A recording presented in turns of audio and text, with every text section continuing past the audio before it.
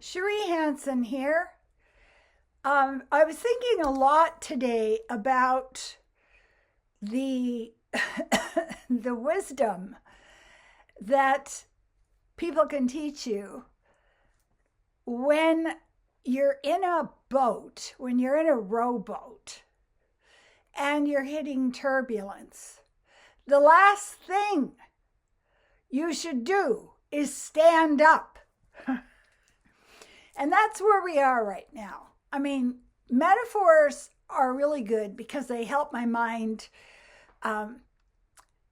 really clarify an issue.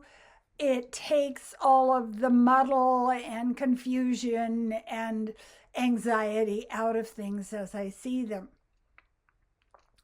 So, we are in a time of turbulence, of incredible change.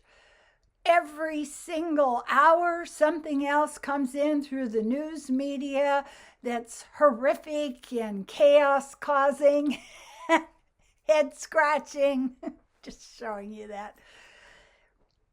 And so, what we do, because we have been trained, because we have been inculcated with the idea that only the brain works clearly. Only your thoughts are your weapon to live a good life. And it's really ass backwards. It really is. Your mind is 95% thoughts that come from under the age of 7, when you were a helpless, tiny, pygmy person in a land of giants, and when you had no control over anything. So you're taking this advisor, you're hiring your idea person, your advisor, that is a little terrified, stupid 7-year-old, and you're letting it run your life.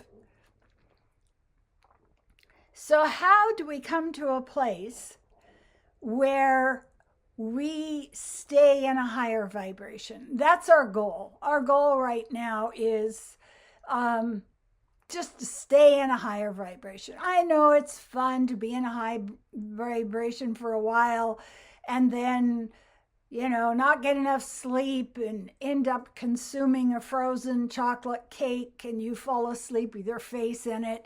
I mean, and that's what we're taught. We're taught we will spiral.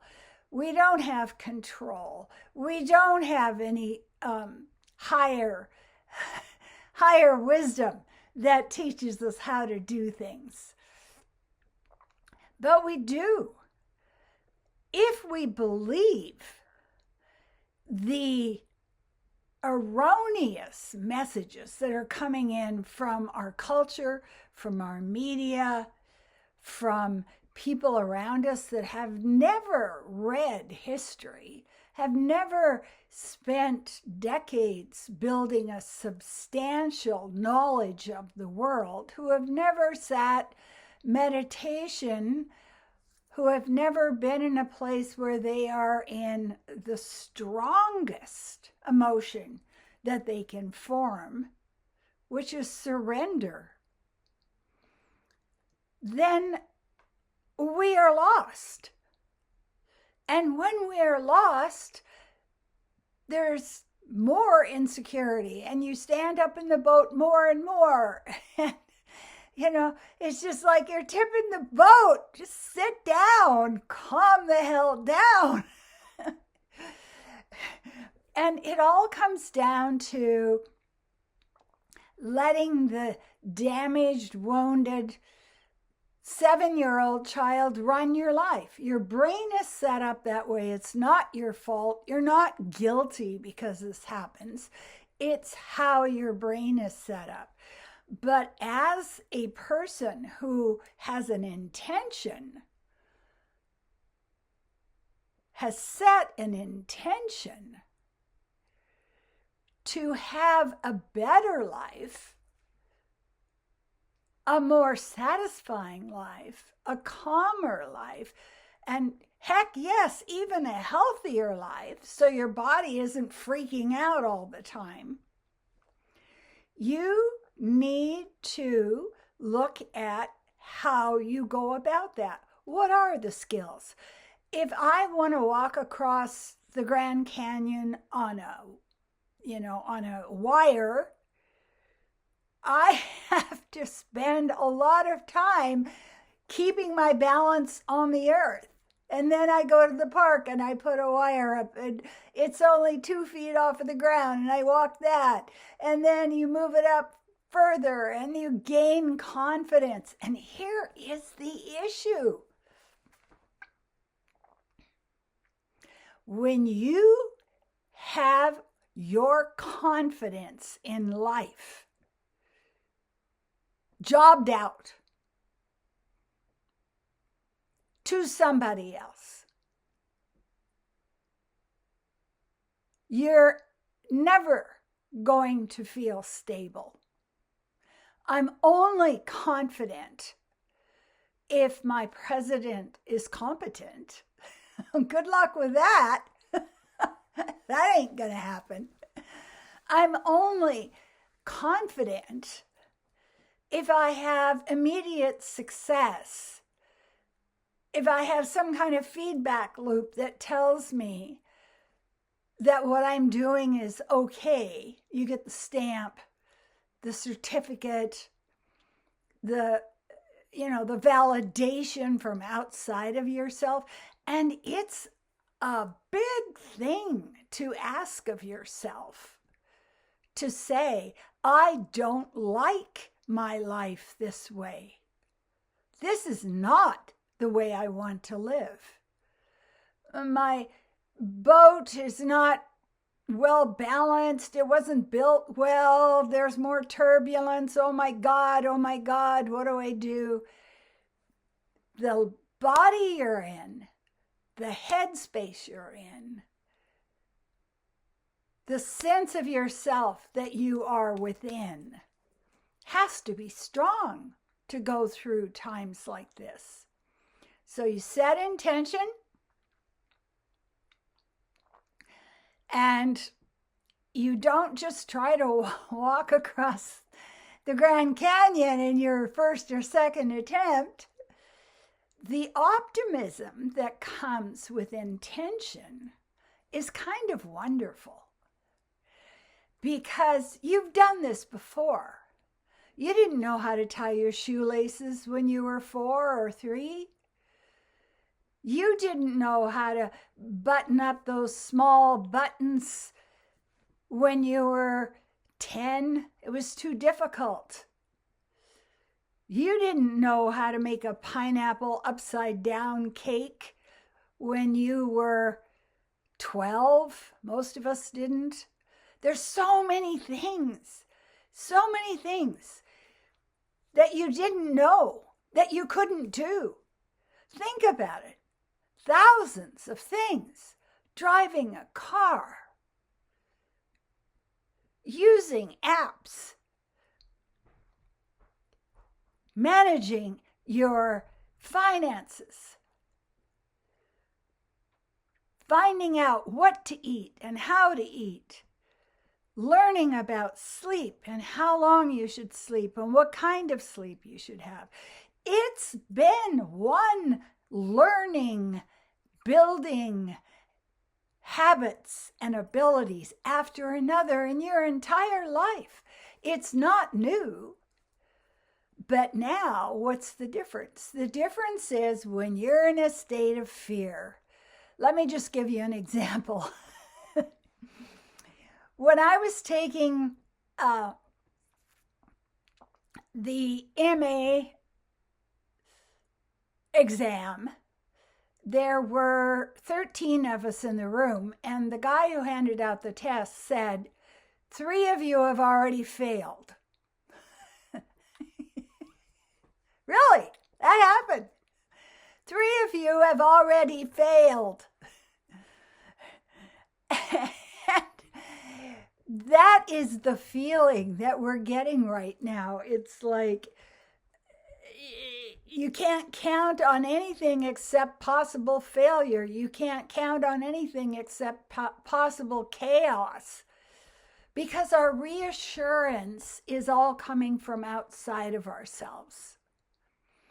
We need to look inside of ourselves and say to ourselves, think of the things you've conquered. Think of the things that you've learned. Think of the skills that you have been building all your life. Now, can I trust you? Damn right I can trust you. I don't need Big Brother to take care of me. I don't need Mommy and Daddy to make it all better. I've got me to make it all better. So, this is what I was thinking today. If you're in a canoe and it's turbulent, or a rowboat, sit the hell down. Sit meditation. Do breath work. Practice optimism. And it's very easy to do. When you go out the door and you have an intention to be living in a loving and compassionate world, what will happen to you is like magic. People will show up who are kind, who are in a place of love. You watch them with their children or with their pet, and you can see the love flowing. You only see what you believe is real. That's the reticular activation system in your brain. So start working on believing in yourself, believing in love, believing that if you practice meditation and breath work and you stop whipping yourself with the negativity in the world, like, my whole back is scarred, I don't know, don't do it. Just stop it. You're the boss of you.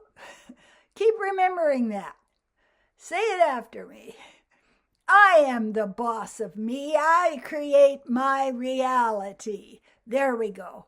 And I can say that in my experience, my life has gotten better and better, no matter what is going on outside of me, because I have set the intention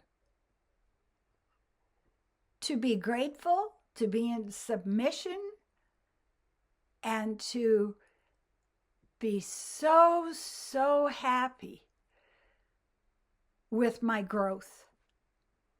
That makes you feel great. Look at me tie my shoes. Look at me word process. Look at me use this new self. No, don't look at that. I'm not there yet. That's not going to happen. Get a hold of me if you would like a channeled reading, a coaching. I am coaching people. And because I have so much experience at dithering and doddering and falling off the high wire, I have the ability to catch you before you actually go. We can set up a contract together, and that will help you out of this illusion of a horror show. You have your ability to sit down and stay calm and trust the canoe, trust the water, trust the universe. Please subscribe to my videos. I have this very deep desire for people who are struggling to get the messages that I'm sending out about growing. I'm younger. My bone mass density is that of a 25-year-old now. How did I do that? I did that by not freaking myself out. So, I want to say thank you. I appreciate you.